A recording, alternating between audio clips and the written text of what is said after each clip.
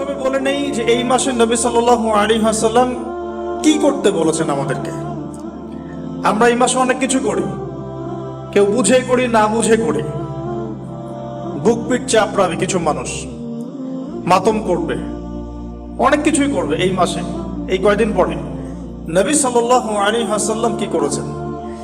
নবী করিম সাল্লাল্লাহু আলাইহি ওয়াসাল্লামকে একজন সাহাবী এসে জিজ্ঞাসা করছেন যে আইয়ু শাহরিন আফদালু ইনদাল্লাহ, ইয়া রাসূলুল্লাহ সাল্লাল্লাহু আলাইহি ওয়াসাল্লাম, রমাদান মাসের পরে কোন মাসটা আল্লাহ পাকের কাছে সবচেয়ে বেশি উত্তম? আমি সওম রাখবো, রোজা রাখবো। নবী করিম সাল্লাল্লাহু আলাইহি ওয়াসাল্লাম বলছেন যে তুমি যদি রমাদান মাসের পরে অন্য কোনো মাসে সওম রাখতে চাও, ফাসুমু শাহরা মুহাররম, তোমরা মুহাররম মাসে সওম রাখো। কারণ এটা হচ্ছে শাহরুল্লাহ, এটা আল্লাহ পাকের মাস। এটা কার মাস? এমনিতে তো সব প্রতিটা দিনই আল্লাহর, প্রতিটা রাতই আল্লাহর, তারপরে আলাদা করে স্পেসিফিকলি বলা হচ্ছে মুহাররম হচ্ছে আল্লাহর মাস, মুহাররম হচ্ছে আল্লাহর মাস। অতএব রমাদান মাসের পরে তোমরা যে মাসে বেশি বেশি রোজা রাখতে চাও সেটা হলো মুহাররম মাস। আমরা কি আমাদের আমল পেলাম? তাহলে মুহাররম মাসে আমরা কি করব ইনশাআল্লাহ? এটা জরুরি নয় যে শুধুমাত্র একদিন, 2 দিন, 3 দিনে রাখতে হবে। আপনি চাইলে এই মাসে বেশি থেকে বেশি সওম রাখতে পারেন। আল্লাহ পাক আমাকে আপনাদের সবাইকে তৌফিক দান করুন। স্পেশালি নবী সাল্লাল্লাহু আলাইহি ওয়াসাল্লাম মদিনায় যখন হিজরত করলেন, তখন দেখলেন যে সেখানকার ইহুদিরা রোজা রাখছে। নবী জিজ্ঞাসা করছেন সাল্লাল্লাহু আলাইহি ওয়াসাল্লাম, নাম শুনলে দৌলত পড়বেন, মনে মনে সাল্লাল্লাহু আলাইহি ওয়াসাল্লাম বলবেন যে তোমরা কি জন্য সওম রাখছো? ইহুদিরা বললেন বা বলল যে আনজাল্লাহু আযজা ওয়া জাল মূসা ওয়া কওমাহু, এই দিনে আল্লাহ রাব্বুল আলামিন মূসা আলাইহিস সালাম এবং তার কওম মানে বনু ইসরাইলকে নাজাত দিয়েছেন। ওয়া গারাকা ফিরআউন ওয়া কওমাহু, এবং আল্লাহ রাব্বুল আলামিন এই দিনেই ফিরআউন এবং তার কওমকে ডুবিয়ে দিয়েছেন। এই দিনে আল্লাহ রাব্বুল আলামিন মূসা আলাইহিস সালাম আর ফিরআউনকে মূসা আলাইহিস সালাম এবং তার সাথীদেরকে উদ্ধার করেছেন, ফিরআউন এবং তার দলবলকে ডুবিয়ে দিয়েছেন। কোন সাগরে? লোহিত সাগরে। এজন্য শুকরিয়া স্বরূপ মূসা আলাইহিস সালাম সওম রেখেছেন, এজন্য আমরাও সওম রাখি। তখন নবী সাল্লাল্লাহু আলাইহি ওয়াসাল্লাম বললেন যে নাহনু আহাক ওয়া আউলা বিমূসা মিনকুম, আমরা মানে উম্মতে মুহাম্মাদি, আমরা তোমাদের চাইতে মূসা আলাইহিস সালামের অনেক বেশি হকদার। এজন্য আমরা এই 10ই মুহররম সওম রাখি, আশুরার দিন। আর নবীজি বললেন তোমরা খালিফুল ইয়াহুদ, তোমরা ইহুদিদের বিরোধিতা করো। তাই তিনি বলছেন আমি আগামী বছর বেঁচে থাকলে 9 তারিখ বা 11 তারিখ আরো একটা সওম বেশি রাখবো। তার মানে আমরা আমাদের আমল পাচ্ছি এই মাসে বেশি বেশি সওম রাখা, স্পেশালি 9, 10, 11, পারলে এই 3টা সওম রেখে দাও। যদি এটাও না করতে পারি অ্যাটলিস্ট 10 সওম রাখা। কি হবে? নবী সাল্লাল্লাহু আলাইহি ওয়াসাল্লাম বলছেন আহতাসিবু ইনদাল্লাহ, আল্লাহর কাছে আমি আশা করি যে আইয়ুকাফিরু সানাতাল্লাতী ক্বাবলা, এই একটা সওম রাখলে আল্লাহ রাব্বুল আলামিন আপনার আমার 1 বছর বিগত জীবনের সমস্ত গুনাহ মাফ করে দিবেন ইনশাআল্লাহ। স্কলাররা বলেন যেটা সগীরা গুনাহ, আমি এই ব্যাখ্যা করতে চাচ্ছি না। আল্লাহর কে জানে, আল্লাহ পাক যদি তাকে তৌফিক দেন, সে যদি তওবা করে তার কবিরা গুনাহ তো আল্লাহ মাফ করতে পারেন না? আচ্ছা, তাহলে আমরা আমাদের আমল দুটো পেয়ে গেলাম। 1, এই মাসে নরমালি বেশি বেশি সওম রাখবো। 2, 9, 10, 11 সওম রাখবো। যদি এটাও না করতে পারি কমপক্ষে 10ই মুহররম অবশ্যই সওম রাখবো ইনশাআল্লাহ তাআলা। আল্লাহ পাক তৌফিক এনায়েত করুন। এখন আসুন, এই মাসে আরো একটা আমল নবীজি বলেছেন, যদিও এই হাদিসটা সম্পর্কে ইমাম তিরমিজির কিতাবে আছে, হাদিসটা একটু গরীব, কিন্তু আমি ফজিলতের স্বার্থে কথাটা বলছি। নবী সাল্লাল্লাহু আলাইহি ওয়াসাল্লাম বলেছেন, সাহাবী এসে জিজ্ঞাসা করছেন যে এই মাসে আমি বেশি বেশি সওম রাখবো, ফজিলতটা কি? নবী করিম সাল্লাল্লাহু আলাইহি ওয়াসাল্লাম বলছেন যে এই মাসে আল্লাহ রাব্বুল আলামিন বিগত অনেক সম্প্রদায়ের তওবা কবুল করেছিলেন। সুবহানাল্লাহ, এই মাসে আল্লাহ পাক বিগত অনেক সম্প্রদায়ের তওবা কবুল করেছেন এবং আগামীতেও অনেকের তওবা কবুল করবেন ইনশাআল্লাহ। তো তার মানে আমরা বুঝলাম আমাদের আরেকটা আমল এই মাসে বেশি বেশি, এই তো মাশাআল্লাহ, বেশি বেশি তওবা ইস্তেগফার করা। এখন আসুন আমি ইস্তেগফারের আপনাদেরকে 2-3টা দোয়া শিখাই দেই আগে ছোট্ট করে। 1 নাম্বার, যারা একটু পড়াশোনা করেন মাশাআল্লাহ, তারা এইটা পড়বেন, সাইয়্যিদুল ইস্তিগফার। সাইয়্যিদুল ইস্তিগফার আমার সাথে বলবেন, আল্লাহুম্মা আনতা রাব্বি লা ইলাহা ইল্লা আনতা খালাকতানি আনা আবদুক ওয়া আনা আলা আহদিক ওয়া ওয়া'দিকা মাস্তাতা'ত আউযু বিকা মিন শাররি মা সানা'ত আবুউ লাক বিনি'মাতিকা আলাইয়া ওয়া আবুউ বিযানবি ফাগফিরলি ফাইন্নাহু লা ইয়াগফিরু যুনুবা ইল্লা আনতা। এই যে আমরা আমাদের ইবাদত গুলো অন্তঃসার শূন্য হয়ে যাচ্ছে এই কারণে, বিকজ আমরা অর্থটা বুঝি না। এই যে দোয়াটা আপনি করলেন, নবী সাল্লাল্লাহু আলাইহি ওয়াসাল্লাম বলেছেন যে এই দোয়া পড়ার পরে যদি কেউ সকালে পড়ে রাত্রের আগে মারা যায়, জান্নাতে চলে যাবে। রাতে পড়ে সকালের আগে ইন্তেকাল করলে জান্নাতে চলে যাবে। কি পড়লাম? আল্লাহ পাক বলছেন, নবী সাল্লাল্লাহু আলাইহি ওয়াসাল্লাম বলছেন, আল্লাহুম্মা হে আল্লাহ, আনতা রাব্বি, আল্লাহ তুমি আমার রব, খালাকতানি, তুমি আমাকে সৃষ্টি করেছো, আনা আবদুক, আমি তোমার বান্দা, ওয়া আনা আলা আহদিকা, আমি তোমার সাথে যে অঙ্গীকার করেছি এর উপরে আছি, মাস্তাতা, থাকার চেষ্টা করছি, আমি সাধ্যমতো থাকার চেষ্টা করছি। আবুউ লাকা বিনি'মাতিকা আলাই, আমার উপরে আমার যে উপরে তুমি যে নিয়ামত দিয়েছো আল্লাহ, এগুলো আমি স্বীকার করছি। হে আল্লাহ, তুমি আমার উপর যত নিয়ামত দিয়েছো আমি স্বীকার করছি। ওয়া আবুউ বিযানবি, আমার যত গুনাহ আল্লাহ সব স্বীকার করছি। এভাবে যদি বান্দা আল্লাহর কাছে দোয়া করে, আল্লাহ মাফ করবেন না? সুবহানাল্লাহ। ফাগফিরলি, আল্লাহ আপনি আমাকে মাফ করুন। ফাইন্নাহু লা ইয়াগফিরু যুনুবা ইল্লা আনতা, এখন আপনি ছাড়া যুনুব কেউ ক্ষমা করতে পারে না। বাস এইভাবে বুঝে বুঝে, এটা যদি না পড়েন অ্যাট লিস্ট এতটুকু, আস্তাগফিরুল্লাহাল্লাযী লা ইলাহা ইল্লা হুয়াল হাইয়ুল কাইয়্যুম ওয়া আতুবু ইলাইহি, এইটুকু। আর এটাও যদি না পড়েন, না পড়াটা একটু লজ্জার যদিও বা, তাও যদি না পড়েন তাহলে বলবেন আস্তাগফিরুল্লাহ ওয়া আতুবু ইলাইহি, আস্তাগফিরুল্লাহ ওয়া আতুবু ইলাইহি। আসুন, তাহলে আমরা কাজগুলো পেয়ে গেলাম। এখন আসুন, আমরা কেন রোজা রাখছি? নবী করিম সাল্লাল্লাহু আলাইহি ওয়াসাল্লাম এখানে উদ্দেশ্যটা বলছেন। এই দিনে কি করা হয়েছে? মুসা আলাইহিস সালাম এবং তার কওমকে নাজাত দেয়া হয়েছে, ফিরআউন তার কওমকে ডুবিয়ে দেয়া হয়েছে। এই তো, এই রোজার সাথে কিন্তু হুসাইন রাদিয়াল্লাহু আনহুর কারবালার শাহাদাতের কোনো সম্পর্ক নাই। এটা একটা আকীদা পরিষ্কার করে নেবেন। হুসাইন রাদিয়াল্লাহু আনহুর কারবালার ঘটনা হয়েছে নবী সাল্লাল্লাহু আলাইহি ওয়াসাল্লামের ইন্তেকালের 60 বছর পরে। শরীয়ত ক্লোজ হয়ে গেছে না নবী সাল্লাল্লাহু আলাইহি ওয়াসাল্লাম ইন্তেকালের সাথে সাথে, নাকি আরো শরীয়ত আসবে? শরীয়তের কোনো নতুন বিধান কি এরপরেও চালু করা যাবে? এই দিনে অনেক ঘটনা ঘটেছে, এই ঘটনাগুলো সম্পর্কে কিছু দুর্বল বর্ণনা আছে বিধায় আমি বলছি না পাবলিকলি। বলা হচ্ছে এই দিনে নূহ আলাইহিস সালামের কিস্তি, ওই যে কিস্তি প্লাবনে ভেসে ভেসে এই দিনে জুদি পাহাড়ে এসে নোঙর করেছে। এরকম অনেক ঘটনা। এই দিনে মুসা আলাইহিস সালামকে নাজাত দেয়া হয়েছে, এই দিনে ফেরাউনকে ডুবিয়ে দেয়া হয়েছে, এরকম অনেক ঘটনা আছে। কিন্তু এই দিনে রোজা রাখার উদ্দেশ্য হচ্ছে এই নাজাতে মুসা। এইটা হুসাইন রাদিয়াল্লাহু আনহুর শাহাদাতের কষ্টে রাখছি না আমরা, ওইটা আমাদের জন্য আরেকটা জায়গা। ওই জায়গাটা নিয়ে আমি পরে কথা বলছি, যে হুসাইন রাদিয়াল্লাহু আনহুর শাহাদাত, ওইটা থেকে শিক্ষাটা আমার কি। এই ঘটনাটা এই 10 মুহররমে ঘটে গেছে, এটা আল্লাহ পাকের তাকদিরে ছিল, এই দিনেই ঘটনাটা ঘটে গেছে। এই ঘটনা ঘটার আগেই নবী সাল্লাল্লাহু আলাইহি ওয়াসাল্লাম রোজা রাখতেন। এমন না যে এই ঘটনা ঘটার পরে সাহাবীরা রোজা রাখা শুরু করেছে, ব্যাপারটা কি তাই না। মূল জিনিসটা বুঝি, তারপর হুসাইন রাদিয়াল্লাহু আনহুর শাহাদাতের দিকে যাবো ইনশাআল্লাহ। আমরা দোয়া করি আল্লাহ পাক আমাদের সবাইকে হুসাইন রাদিয়াল্লাহু আনহুর মতো সাহস, কারেজ দান করুন, তাদের মতো বীরত্বপূর্ণ ঈমান দান করুন, জুলুমের বিরুদ্ধে তার মতো দাঁড়িয়ে যাওয়ার মানসিকতা দান করুন। আল্লাহ পাক সারা দুনিয়া থেকে ইয়াজিদদেরকে ধ্বংস করুন, এবং রাসূল সাল্লাল্লাহু আলাইহি ওয়াসাল্লামের কলিজার টুকরা নাতি হুসাইন রাদিয়াল্লাহু আনহুকে আল্লাহ পাক জান্নাতে উচ্চ মর্যাদা দান করুন। তো এখানে দেখুন, মুসা আলাইহিস সালামের নাজাতের সাথে আশুরার ঘটনা জড়িত।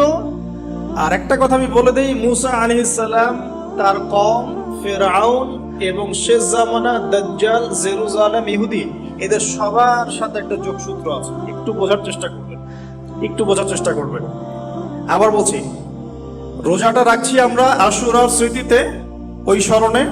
এই আশুরার দিন এর ঘটনা, মুসা আলাইহিস সালামের কওম ফিরআউন, বনু ইসরাইল, এখনকার জেরুজালেম, জিউসদের উত্থান, শেষ জামানা, এই প্রত্যেকটা বিষয় কানেক্টেড আছে। আমি জানি না কিভাবে আমি শব্দ নিয়ে আপনাদেরকে বোঝাবো। আমি এখন লেকচারগুলোতে বলি যে আমি লাস্ট 3-4 বছর থেকে একটা প্রবলেম ফেস করছি, অনেক কিছু বুঝতে পারছি কিন্তু আমি আপনাকে বোঝাতে পারছি না। আমি কোন ভাষা প্রয়োগ করব বা কিভাবে সিকোয়েন্স সাজাবো আমি আসলে বুঝতে পারছি না। বিশ্বাস করেন, এইগুলো শুধু বাইরের কথা বললাম, ভিতরে এমন অনেক কথা আছে যার 30 থেকে 40% আমি বলতে পারছি, বাকি 60% কথা আমি বলতে পারছি। এখন আপনি ইন্টেলেকচুয়াল অডিয়েন্স হয়ে বুঝে নিয়েন যে কেন বলতে পারছি, কেন বলতে পারছি না, কি কারণে, এটা আপনার থেকে বুঝে নিতে হবে। তো এখন দেখুন প্রিয় ভাইয়েরা, একটু আমার দিকে খেয়াল করুন। নবী মুসা আলাইহিস সালাম, কোরআন আপনি খুলবেন 44টা জায়গায়, কয়টা জায়গা? 532টা আয়াত আছে। সুবহানাল্লাহ, 44টা জায়গার 532টা আয়াতে আল্লাহ রাব্বুল আলামিন মুসা ফিরআউন, মুসা ফিরআউন, মুসা ফিরআউন আমাদেরকে বলেছে। কোরআন কাদের জন্য? আচ্ছা, আমাদেরকে এই ঘটনাটা বারবার বলার কি কারণ? আল্লাহ পাক কেন এতবার করে মুসা আলাইহিস সালাম আর ফিরআউনের ঘটনা আমাদেরকে বলছেন? কারণ কি? আমাদের উম্মার সাথে তার কি সম্পর্ক? সম্পর্ক হচ্ছে নবী সাল্লাল্লাহু আলাইহি ওয়াসাল্লামের সোনালী যুগ যেটা, সেটা চলে যাওয়ার পরে এই ফিতনার যুগে সারা বিশ্ব জুড়ে নতুন নতুন ফেরাউনদের উদ্ভব হবে। হয়েছে কি হয় নাই? এবং এটা চিরায়ত পরিণতি। আল্লাহ পাক এই এতবার করে 532 বার এই মানুষদেরকে ফেরাউনের গল্প কেন শোনাচ্ছেন? যাতে ফেরাউনের পরিণতি সম্পর্কে এরা সচেতন, যাতে ওরাও ফেরাউনের পরিণতি সম্পর্কে সচেতন হয়। কে ফেরাউন? তার নাম রেমেসিস II। রেমেসিস, তো ফেরাউন কোনো নাম নয়, এটা একটা রাষ্ট্রীয় পদ, ঠিক আছে? তো তার একটা নাম ছিল, আমি নামটা এই মুহূর্তে স্কিপ করে ফেলছি, সম্ভবত আল্লাহ মাফ করুন, আমি নামটা ভুলে গেছি। তো রেমেসিস II হচ্ছে তার একটা নাম, আরেকটা নাম আছে, আল্লাহ মাফ। তো কি কারণে সে ফেরাউন হলো? কেন তাকে ফেরাউন বলা হচ্ছে? এক দেখুন, ইউযাবিহুনা আবনাআকুম ওয়া ইস্তাহয়ুনা নিসাআকুম। মুসা আলাইহিস সালামের কওমের বনু ইসরাইলদের ছেলেদেরকে মেরে ফেলছে, মেয়েদেরকে জীবিত রাখছে। সারা বিশ্ব জুড়ে তোমরা কি মুসলমান ছেলেদেরকে মেরে ফেলছো না? এখন আমরা তাদেরকে বলতে যাই, মেসেজ দিতে চাই, সারা বিশ্ব জুড়ে নব্য ফেরাউনরা মুসলিম ছেলেদেরকে মেরে ফেলছে না, এখন মেয়েদেরকে জীবিত রাখছে না। এদেরকে মেসেজ দেওয়া হচ্ছে 532 বার, এদেরকে মেসেজ দেওয়া হচ্ছে। কে ফেরাউন? যে বলছে আনা রব্বুকুমুল আ'লা, আমি তোমাদের মহান রব। সারা ওয়ার্ল্ড যারা চালাচ্ছে তারা এই দাবি প্রত্যক্ষভাবে না করলেও পরোক্ষভাবে ঠিকই করছে। ওয়ার্ল্ডের কতগুলো জায়গায় আপনি দেখবেন যে অবনত চিত্তে আল্লাহ পাকের হুকুমের সামনে মাথা পেতে নিচ্ছে। কয়টা জায়গায় আল্লাহ পাকের সুপ্রিম লস গুলোকে এস্টাবলিশ করা হচ্ছে। আর এটাকে ইনডাইরেক্টলি আপনি চ্যালেঞ্জ করছেন, আল্লাহ পাকের কিতাবকে আপনি ইনডাইরেক্টলি চ্যালেঞ্জ করছেন। এবং এটা আপনি সরাসরি না বললেও, যে আমি মহান রব নই, এই কথা সরাসরি না বললেও আপনার কাজে এটা প্রমাণ করছেন। আল্লাহ পাকের সমস্ত আহকাম, হুকুম, ইসলামিক বিধানগুলোকে উঠিয়ে দিয়ে জাহেলিয়াত প্রতিষ্ঠা করছেন, শিক্ষা ক্ষেত্রে, সাংস্কৃতিক ক্ষেত্রে, অর্থনৈতিক ক্ষেত্রে, ইভেন পলিটিক্যাল ক্ষেত্রে। তাহলে এটা কি ফেরাউনের আচরণ নয়? এটা কি ফেরাউনের আচরণ নয়? ফেরাউন কাকে বলে? ফেরাউনের ডেফিনেশন কি আসলে? তাকে একটার পর একটা নিদর্শন দেখানো হয়েছে, 9টা নিদর্শন, 9টা দেখানো হয়েছে। আপনি সূরা তাহা পড়ুন, কসাস পড়ুন, পাবেন 9টা নিদর্শন। এতগুলো নিদর্শন আয়াত দেখার পরেও ফেরাউন ঈমান নিয়ে আসে নাই। তো এখন সারা ওয়ার্ল্ডে যারা আছে, বড় বড় ফেরাউন, নমরুদ, আজার, এদের সামনে নিদর্শনের অভাব আছে? এরপরেও কি তারা ইসলাম কবুল করছে, আত্মসমর্পণ করছে? ইসলামের উপর এত আগ্রাসন, এত ম্যাসাকার্ড অবস্থার পরেও ইসলাম কি দিন দিন কমছে না বাড়ছে? নিদর্শন মুসলিমদের উপরে এত সাংস্কৃতিক আগ্রাসন, শিক্ষাক্ষেত্রে আগ্রাসন, অর্থনৈতিক আগ্রাসন, পলিটিক্যাল আগ্রাসন, এরপরেও কি মুসলিমরা কমেছে না বেড়েছে? নিদর্শন সারা বিশ্বে পর্দা পর্দা কত কথা, তারপরে পশ্চিমারাই এখন পর্দা করছে, নিদর্শন ওরাই এখন পর্দা দিকে আসছে। প্রতিটা জায়গা আপনি দেখুন, শিক্ষা থেকে উঠাই দিচ্ছেন ইসলাম, কিন্তু তারপরেও মানুষ মাদ্রাসা দিকে আসছে, তারপরেও দিন দিন মানুষ কোরআন শিখছে, তারপরেও দিন দিন মানুষ হাদিস শিখছে। আমরা সংস্কৃতির নামে নগ্নতা বেহায়াপনা ছড়িয়ে দিচ্ছে, তারপরেও দেখুন দিন দিন মানুষ আবার আল্লাহর দিকে ফিরে আসছে। যুব সমাজকে নাস্তিক বানানোর জন্য কত কি না করলাম আমরা, কত কি যে করলাম যুবকদেরকে নাস্তিক বানানোর জন্য, কিন্তু তারপরেও ইয়াংদের একটা বড় অংশ দিন দিন ইসলামের দিকে ফিরে আসছে। আলহামদুলিল্লাহ। দেখুন এখনো কিন্তু ফেরাউনদের সামনে নিদর্শন যাচ্ছে।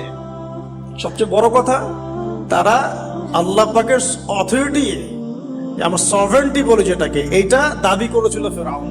এখন সেই সভরেন্টি দাবি করছে আমরা বড় বড় সংস্থাগুলোর মধ্যে। আপনি আমাকে সরাসরি জিজ্ঞাসা করলে আমি বলবো ইউনাইটেড নেশনস একটা ফেরাউন, অফকোর্স ফেরাউন, কারণ সে ওয়ার্ল্ড সারা ওয়ার্ল্ডকে আল্লাহ পাকের হুকুম আহকাম থেকে বের করে মানুষের হুকুম আহকামের দিকে নিয়ে গেছে। সিম্পল।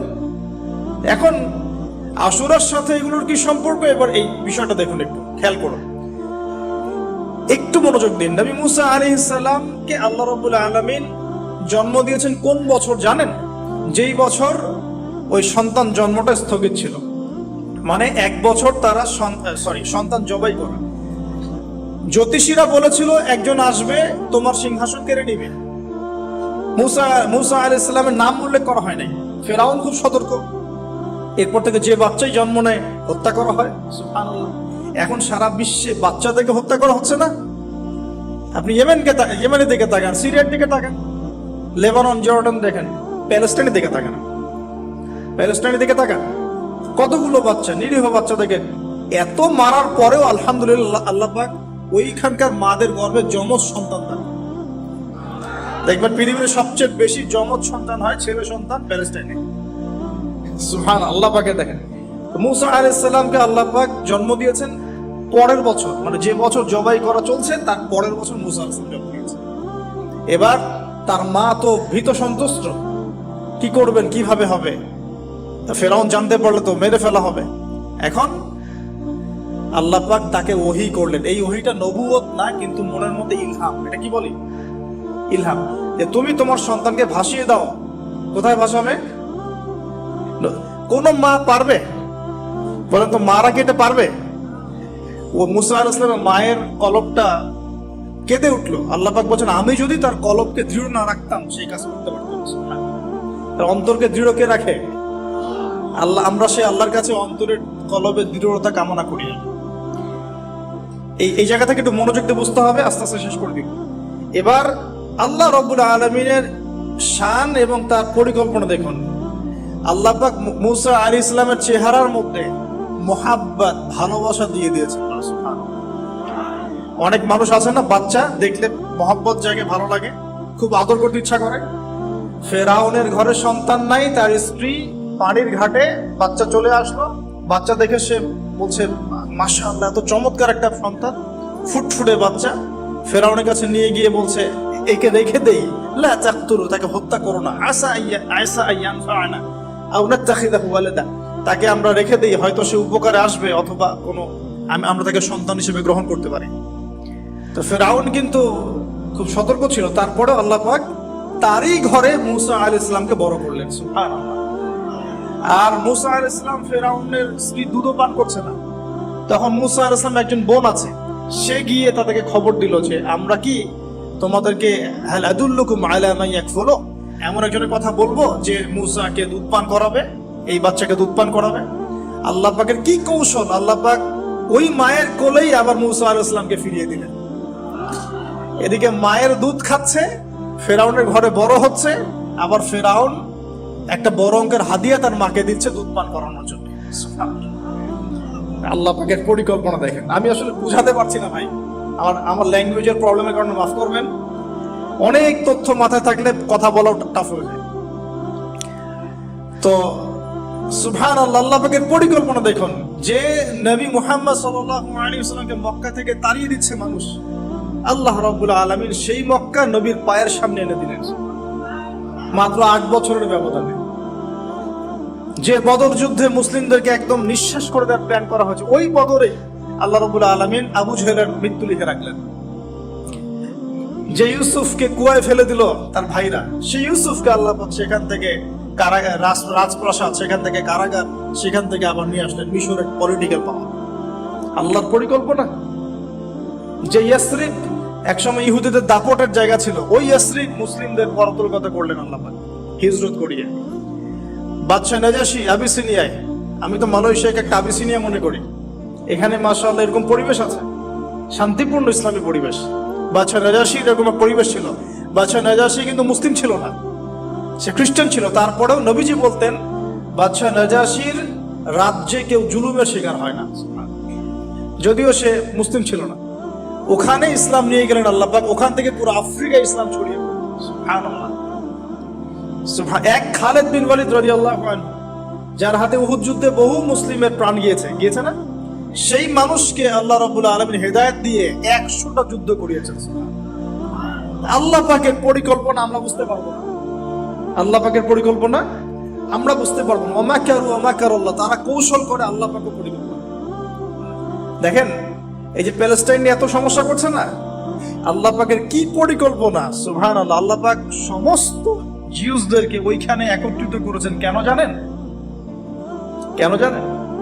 আল্লাহ পাক এই যে 1914 থেকে নিয়ে 2023 এই যে সালগুলো চলছে, 100 বছর, লাস্ট 100 বছরে সারা ওয়ার্ল্ডের জিউসদেরকে ওখানে একত্রিত কেন করেছেন জানেন? যেইভাবে আল্লাহ পাক ফেরাউনের দলবলকে লোহিত সাগরে ডুবিয়ে দিয়েছেন, ওইভাবে আল্লাহ পাক প্যালেস্টাইনিদের সবাইকে ডুবাবে ইনশাআল্লাহ। এটাও আল্লাহ পাকের একটা বড় পরিকল্পনা। এটা ওরা বুঝতে পারছে না, কিন্তু সময় সাক্ষী দেবে ইনশাআল্লাহ। দেখে নিন, আমরা 100% হলফ করে বলতে পারি এটা হবেই ইনশাআল্লাহ। এই কারণেই লাস্ট এই যে অটোম্যানদের ডিফিটের পর থেকে নিয়ে 1970 থেকে নিয়ে যে first world war, second world war করতে করতে সব জায়গা থেকে জিউসরাকে একত্রিত করেছে, বিকজ অফ লাস্ট একটা সর্বশেষ একটা ম্যাসাকার আল্লাহ পাক করবেন ইনশাআল্লাহ। কার হাতে? ঈসা আলাইহিস সালামের হাতে। আমাদের উম্মতের মধ্যে কে নেতৃত্ব দিবেন? ইমামুল মাহদি, যার নাম হবেন মুহাম্মদ। তার নাম কি? মুহাম্মদ। তার বাবার নাম আব্দুল্লাহ, তার মায়ের নাম হবে আমিনা। তো এটাও ক্লোজিং টাইম। এখন আসুন, তো আল্লাহ পাকের কি পরিকল্পনা!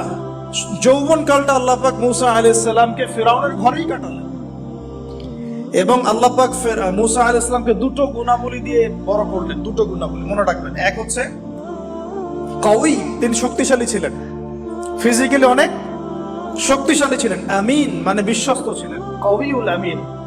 মনে থাকবে ইনশাআল্লাহ। আমরাও আল্লাহর কাছে দোয়া করি, আল্লাহ আমাদেরকে কওয়ী বানিয়ে দিন এবং আমিন বানিয়ে দিন। আমিন।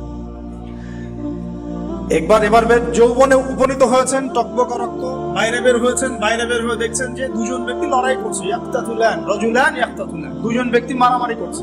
একজন মিন শিয়াতি, তার বনু ইসরাইল কওমের মধ্যে, আরেকজন হচ্ছে আদুবি, তার শত্রুর মধ্যে। তো মুসা আলাইহিস সালাম গিয়ে সাহায্য করতে চাইলেন তার কম। আমরা বলি না দেশি ভাই সাপোর্ট, ঠিক তাই না? আচ্ছা, তো মুসা আলাইহিস সালাম গিয়ে সাপোর্ট দিতে গিয়ে শুনেন, ফাওয়াকাযাহু মুসা ফাকাদা আলাইহি, মুসা আলাইহিস সালাম মাত্র একটা ঘুষি দিয়েছেন, এক ঘুষিতেই ওই ব্যক্তি ডেড, স্পট ডেড। এই যে আমি গত একটা লেকচারে বলেছিলাম, চাইনিজ কন্টিনেন্টে যে মার্শাল আর্টস গুলো গড়ে উঠেছে, এই কোরআন থেকে গড়ে উঠেছে। তার আগে ওদের সভ্যতা ছিল, সংস্কৃতি ছিল, ঠিক আছে। এক ঘুষিতে মানুষ মারা যায়, এটা কোরআন বলেছে। এক ঘুষিতে মানুষ মারা যায়, এটা কোরআন বলেছে। ওরা এখন রিসার্চ করে বের করে যে 6টা-7টা স্পট আছে মানুষের দেহে, এক ঘুষিতে মানুষ মারা যেতে পারে। কোরআনকে আমরা মূল্যায়ন করি না, কিন্তু কোরআনকে সারা দুনিয়ার অমুসলিমরা মূল্যায়ন করে ওদের স্বার্থে তারা আমাদের কোরআনকে মূল্যায়ন করে, আমাদের হাদিসকে মূল্যায়ন করে। আমরা করতে চাই না, আল্লাহ মাফ করুন। আমরা কোরআন পড়তে চাই না, গবেষণা করতে চাই না, অর্থ বুঝতে চাই না, একটু আরবি ভাষা শিখতে চাই না, কোরআনের বালাগাত ডেইলি একটু তেলাওয়াত করবো একবার, সেটা করতে চাই না।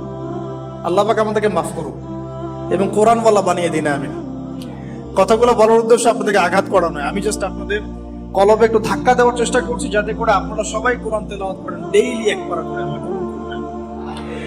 এবার আসুন, দেখুন এবার কি হলো, এটা ইন্টেনশনালি ছিল না, আনইনটেনশনালি মুসা আলাইহিস সালাম এখন কিন্তু মানে হত্যার অপরাধী হয়ে গেছে, তাই না? ফেরাউন তাকে ধরার জন্য বের হয়েছে দলবল নিয়ে, ওকে ধরতে হবে, এবার অ্যারেস্ট করতে হবে। তো একজন এসে পরামর্শ দিল যে তুমি এখান থেকে চলে যাও, তুমি এই মিশর থেকে চলে যাও, বের হয়ে যাও, না হলে ফেরাউনের বাহিনী তোমাকে পেলে ধরে ফেলবে। এবার মুসা আলাইহিস সালাম চলে গেলেন কোথায়? মাদিয়ান। কোথায় বলেন? অনেক দূরে মাদিয়ান। মাদিয়ানে গিয়ে তার না আছে কোনো শেল্টার, না গার্ডিয়ান, না কোনো খাবার, না মানে কিছুই নেই।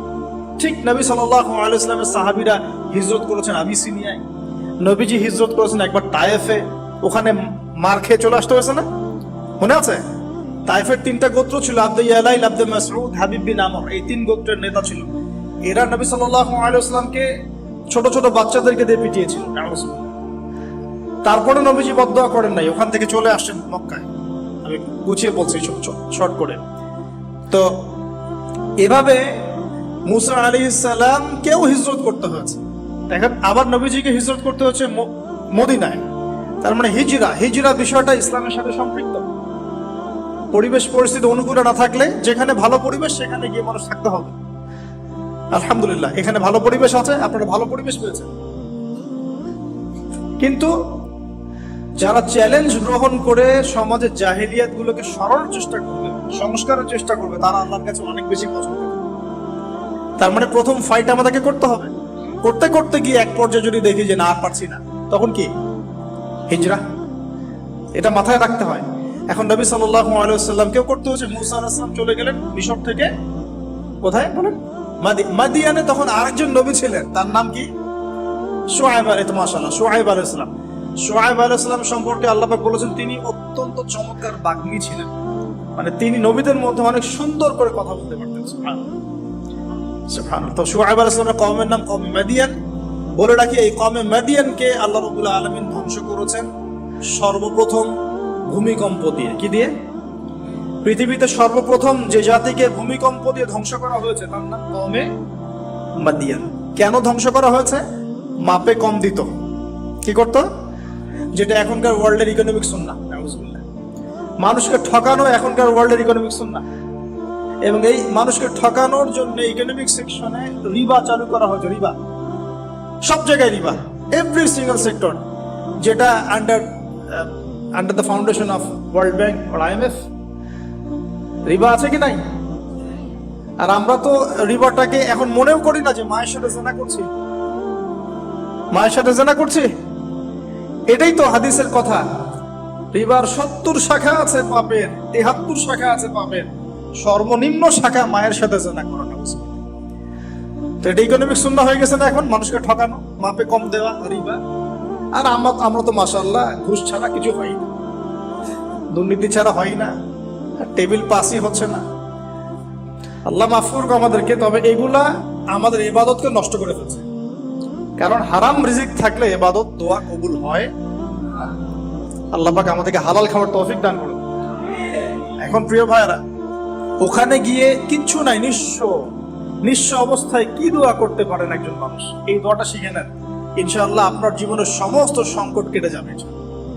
আমি নিজেও ওই দোয়াটা বেশি বেশি করার চেষ্টা করি। দোয়াটা হচ্ছে, মুসা আলাইহিস সালাম একটা গাছের নিচে হেলান দিয়ে বসলেন, বসে দেখলেন দুইজন মেয়ে দাঁড়িয়ে আছে দূরে, পানি নিতে পারছে না। লোকজন পানি নিয়ে যাচ্ছে, ওরা দাঁড়িয়ে আছে বেচারি। মুসা আলাইহিস সালাম গিয়ে বললেন, কি সমস্যা আপনাদের? এটা নিয়ে আপনারা আবার মেয়েদের সাথে কথা বলার চেষ্টা করেন, ঠিক আছে? তো মাহারাম গায়রা মাহারাম মেনে চলেন। তারা বললেন যে আমাদের বাবা অনেক বৃদ্ধ মানুষ, আমরা পানি নিতে পারি না যতক্ষণ না আমাদের কম পানি নিয়ে চলে যায়। মুসা আলাইহিস সালাম তো একটু বললাম না, ফিজিক্যালি খুব স্ট্রং ছিলেন। থাকে না বডি বিল্ডার, সামনে গিয়ে কথা বলে সরো পানি নিতে দাও, তখন মানুষ একটু মূল্যায়ন করে না। তো মুসা আলাইহিস সালাম এভাবে পানি নিয়ে দিলেন এবং বাছুরদেরকে পানি পান করালেন, করিয়ে গাছের নিচে এসে বসে আছে। বসে বসে তিনি দোয়া করছেন। এই যে দোয়াটা তিনি দোয়া করছেন, রব্বি, একটা নেক কাজ করলেন না, মানুষের উপকার করলেন, নেক কাজ করে এসে গাছের নিচে বসে দোয়া করছেন, আল্লাহ এখানে তো আমার খাবার, পানি, বাসস্থান কিছুই নাই, আমি কি করব? রব্বি ইন্নী লিমা আনজালতা ইলাইয়া মিন খায়রিন ফাকির। রব্বি ইন্নী লিমা আনজালতা ইলাইয়া মিন খাইরিন ফাকির। আবার বলেন রব্বি ইন্নী লিমা আনজালতা ইলাইয়া মিন খাইরিন ফাকির। অর্থ হচ্ছে, হে আল্লাহ, তুমি তোমার পক্ষ থেকে আমার উপরে যে নেয়ামতগুলো দিবে, আমি এর জন্য ফকির হয়ে বসে আছি। অর্থ বুঝে পড়বেন ভাই, নামাজ রোজা হজ যাকাত যাই করেন আল্লাহর ওয়াস্তে অর্থ বুঝে পড়বেন। অর্থ বুঝে পড়লে আপনার ইবাদতের স্বাদ পাবেন, তৃপ্তি পাবেন, আল্লাহর সাথে কানেকশন হবে, আল্লাহর নূর পাবেন, মাআরিফত পাবেন, সত্য স্বপ্নও দেখবেন তখন ইনশাআল্লাহ। তখন সত্য স্বপ্ন দেখবেন ইনশাআল্লাহ। আল্লাহ পাক তৌফিক দান করে দেন। এবার আল্লাহ পাকের সাহায্য নেমে আসলো, ওই দুই মেয়ের মধ্যে একজন হেঁটে হেঁটে চলে আসে। এবার এই মেয়ের হাঁটা সম্পর্কেও কোরআন কথা বলেছে, সুবহানাল্লাহ। এই মেয়ে কিভাবে হেঁটে এসেছে এই হাঁটার বর্ণনাও কোরআন দিয়েছে। কোরআন বলেছে এই মেয়ে হেঁটে আসছে লাজুক পায়ে। কি পায়ে? এখন আপনি এই পুরো ওয়ার্ল্ডের মেয়েদের হাঁটা দেখেন, লজ্জা আছে? তাহলে মেয়েদের সাথে লজ্জার একটা গভীর সম্পর্ক আছে। এই মেয়ে প্রশংসা আল্লাহ পাক কোরআনে করলেন, লাজুক পায়ে, লাজুক ভঙ্গিতে, অবনত নয়নে সে হেঁটে আসলো। এখন আপনি কেলে যান, গোটুকে আপনাদের টুইন টাওয়ারে যান, দেখেন সবার হাঁটার চলা দেখেন। হায়া লজ্জার কোনো বালাই আছে এখানে? আমি গত লেকচারে বলেছিলাম যে আদম আলাইহিস সালাম এবং হাওয়া আলাইহিস সালাম, ইবলিস তাদের সাথে প্রথম যে আচরণ করেছে ওই ফল খাওয়ানোর পরে, সেটা কি? তাদের গা থেকে পোশাক খুলে পড়ে গেছে। মানে নগ্ন করে দিয়েছে আমাদের পিতামাতাকে, মহাবিশ্ব নগ্ন করে দিয়েছে কে? ইবলিস। তো এখন এই পৃথিবীতে আমরা যারা নগ্নতার চর্চা করছি, তার কার এজেন্ট আমরা বুঝতে বাকি আছে? আমার কথা কি বুঝতে পারছেন কি না? এই কানেকশন মেলানোর চেষ্টা করুন, ডটস গুলো মেলানোর চেষ্টা করুন। সামনে যাই প্রিয় ভাই, এই মেয়ে এসে বলছে আমার বাবা আপনাকে ডাকেন, আমার বাবা আপনাকে ডাকছেন। তিনি গেলেন, বাবা শুআয়ব আলাইহিস সালাম। তখন এক বোন ইনডাইরেক্টলি বাবাকে বোঝাচ্ছে যে বিয়ে শাদী দিলে ভালো হয়। এক বোন বলছে যে আপনি তো তাকে পুরস্কৃত করতে চাচ্ছেন, তাহলে এরকম কবিউন আমিন একজন মানুষকে সবচেয়ে ভালোভাবে পুরস্কৃত করা যায় তার যথাযোগ্য প্রতিদান দেওয়ার মধ্য দিয়ে। তো মেয়ের ইশারা বাবা বুঝেছেন, তিনি নিজের এক মেয়ের সাথে মুসা আলাইহিস সালাম বিয়ে দিলেন। সুবহানাল্লাহ। তবে শর্ত দিলেন, দেন মোহর কি? মোহর তো নাই। মোহর কি? এবার মোহর হচ্ছে 8 বছর তোমাকে আমার ফার্মে কাজ করতে হবে। এটা আগেকার একটা স্টাইল ছিল, সুন্নাহ। এটা এখন নাই, যদিও আগে এরকম ছিল যে দেন মোহর দেওয়ার জন্য এই একটা পদ্ধতি ছিল। যেমন ইয়াকুব আলাইহিস সালামের ক্ষেত্রেও এরকম 7 বছরের কথা আসছে। তিনি 7 বছর তার শ্বশুরের ফার্মে কাজ করেছেন। এটা নতুন ছিল না ওই সময়, এটা কমন ছিল। এখন যেমন আমাদের দেশে কমন 10 লাখ টাকা মোহর হবে, 10,000 টাকা দিব, বাকিটা সব বাকি, তাই না? এরকম আর কি কমন কিছু বিষয় থাকে আর কি। আস্তাগফিরুল্লাহ, মাফ করো। বলবে দাসরতে, বলবে আমাকে মাফ করে দাও। শুরুতেই নিজের গায়রহীনতার পরিচয় দিল। আবার এদিকে শ্বশুরের কাছে মাশাআল্লাহ মোটা অঙ্কের ডোনেশন নিতে চান, যৌতুক। বিয়ে আমাদের ওখানে মাশাআল্লাহ মানে কেনা বেচা, মেয়ে বিক্রি করতেছে আর ছেলে কিনতেছে। এবার 8 বছর পূর্ণ করা হলো, তিনি আরো 2 বছর 10 বছর পূর্ণ করলেন। এই 10 বছরে মুসা আলাইহিস সালাম নবী পরিবেশ পেলেন, অভিভাবক পেলেন, স্ত্রী পেলেন, প্রেমময়ী সন্তান ইত্যাদি সবকিছু। এবার আল্লাহ রাব্বুল আলামিন তাকে মিশরের দিকে যাওয়ার যে সময়টা এখন হয়ে গেছে, 10 বছর হয়ে গেছে, মিশরে যেতে হবে। যাওয়ার পথে স্ত্রীর প্রসব বেদনা উঠেছে। তখন মুসা আলাইহিস সালাম আগুন খুঁজছেন। আগুন কি খুঁজছেন ভাই? আগুন খুঁজতে খুঁজতে খুঁজতে খুঁজতে তুর পাহাড়ের ওখানে গিয়ে দেখছেন যে আগুন গাছে জ্বলছে, সবুজ পাতার উপরে আগুন। তিনি অবাক। এই সময় আওয়াজ আসলো, বিসমিল্লাহির রহমানির রহিম, ইন্নী আনা রাব্বুক ফাখলা'না আলাইক ইন্নাকা বিল ওয়াদিল মুকদ্দাস তুওয়া। মুসা, ইন্নানি আনা আল্লাহ লা ইলাহা ইল্লা আনা ফা'বুদনি ওয়া আকিমিস সালাতা লিযিকরি। মানে এখানে অনেকগুলো কথা আছে, সূরা তাহার মধ্যে আছে। আওয়াজ চতুর্দিক থেকে ভেসে আসলো। মহান আল্লাহ রাব্বুল আলামিন তার শান অনুযায়ী, তার ইজ্জত অনুযায়ী তিনি যেভাবে কথা বলেন সেভাবে মুসা আলাইহিস সালামের সাথে কথা বললেন। আল্লাহু আকবার। বললেন, ইয়া মুসা, হে মুসা, ইন্নানি আনা আল্লাহ, নিশ্চয় আমি আল্লাহ, লা ইলাহা ইল্লা আনা, আমি ছাড়া কোনো ইলাহ নাই, ফা'বুদনি, তুমি আমার ইবাদত করো, ওয়া আকিমিস সালাতা লিযিকরি, আমার ইবাদতের জন্য সালাত কায়েম করো, আমার জিকিরের জন্য সালাত কায়েম করো, আমার স্মরণের জন্য সালাত কায়েম করো। ফাখলা'না আলাইক, তোমার জুতা খুলে ফেলো, ইন্নাকা বিল ওয়াদিল মুকাদ্দাসি তুয়া, তুমি তুয়া উপত্যকায় আছো, পবিত্র তুয়া উপত্যকায় আছো। আদব শেখানো হলো, এভাবে অনেক কথোপকথন হলো। নবী মুসা আলাইহিস সালাম ভয় পেয়ে গেলেন এবং আল্লাহ পাক আরো কথা বললেন, ওয়ামা তিলকা বিয়ামিনিকা ইয়া মুসা, তোমার ডান হাতে এটা কি? মুসা আলাইহিস সালাম বলছেন, ক্বালা হিয়া আসায়া আতাওয়াক্কালু আলাইহা ওয়া আহুশু বিহা আলা গনামি ওয়া লিয়া ফিহা মাআরিব উখরা, এটা তো আমার লাঠি, এটা দিয়ে আমি ডালপালা পারি, আমার যে গবাদি পশু চড়াই। আল্লাহ পাক বলছেন যে এটা ছুঁড়ে মারো, আলকিহা ইয়া মুসা, এটা ছুঁড়ে মারো। ফালকাহা, তিনি ছুঁড়ে মারলেন, ফাইদা হিয়া হাইয়াতুন তাসআ, এবং এটা ছোটাছুটি শুরু করলো, বড় একটা সাপ হয়ে গেল। সুবহানাল্লাহ, এগুলো কোনো গাল গল্প নয়, এগুলো আল্লাহ রাব্বুল আলামিনের মুজিজা, মুজিজাতুল কুবরা, এটা বড় মুজিজা। তিনি পিছনের দিকে দৌড়ানো শুরু করলেন সাপ দেখে, খায়ফান ইয়াতারাক্কাব, মানে ভয়ে দৌড়ানো শুরু করলেন। আল্লাহ পাক বলছেন, লা ইয়াখাফু লাদাইনাল মুরসালিন, আমার কাছে রাসূলগণ ভয় পায় না, তুমি ভয় পেও না, তুমি ওটাকে ধরো পিছন থেকে, সেটা আবার লাঠি হয়ে যাবে। পিছন থেকে হাত দেয়া হলো, লাঠি হয়ে গেল। সুবহানাল্লাহ। এবার বলছে যে তুমি তোমার বগলের নিচে হাত ঢুকাও। মুসা আলাইহিস সালাম বগলে হাত ঢুকালেন, বের করলেন, হাত থেকে টর্চ লাইটের মতো আলো বের হওয়া শুরু। এটা দ্বিতীয় নিদর্শন। কেন দেয়া হলো নিদর্শন? এবার আল্লাহ পাক তার দায়িত্বটাকে বলছেন, তোমাকে নিদর্শনগুলো কেন দিলাম, তোমাকে মনোনীত কেন করলাম, কেন তোমাকে মনোনীত করলাম মুসা, তোমার কাজটা কি? তোমার কাজ এখন এটা, ইযহাব ইলা ফিরআউনা ইন্নাহু তাগা, তুমি ফিরআউনের কাছে যাও, ফিরআউন সীমা লঙ্ঘন করেছে, মনে আছে ফিরআউনের কথা, সীমা লঙ্ঘন করেছে। তখন মুসা আলাইহিস সালাম তার অপারগতা প্রকাশ করছেন এভাবে, তিনি বলছেন, আল্লাহ আমার তো জিহ্বা জড়তা আছে, আর আমি তো ওখানে এক ব্যক্তি, আমার খুনের অভিযোগ আমার কাঁধে, আমি এখন কিভাবে কি করবো আল্লাহ? তখন আল্লাহ রাব্বুল আলামিন বলছেন, এই দোয়াটা কর। কোন দোয়া? মুসা আলাইহিস সালাম করলেন, রব্বি ইশরাহ লি সাদরি, হে আল্লাহ আমার বক্ষ প্রশস্ত করো, ওয়াসসির লি আমরি, আমার কাজকে সহজ করে দাও, ওয়াহলিল উকদাতাম মিন লিসানি, আমার জিহ্বার সমস্ত জড়তা দূর করে দাও, ইয়াফকাহু কওলি, যাতে মানুষ আমার কথা বুঝতে পারে। আর আমার সাথে আমার পরিবারের মধ্য থেকে ওয়াজআলনি ওয়াজিরাম মিন আহলি, আমার পরিবারের মধ্যে একজন ওজির আমাকে দাও, সাথী। হারুন আখি, আমার ভাই হারুনকে দাও। সুবহানাল্লাহ।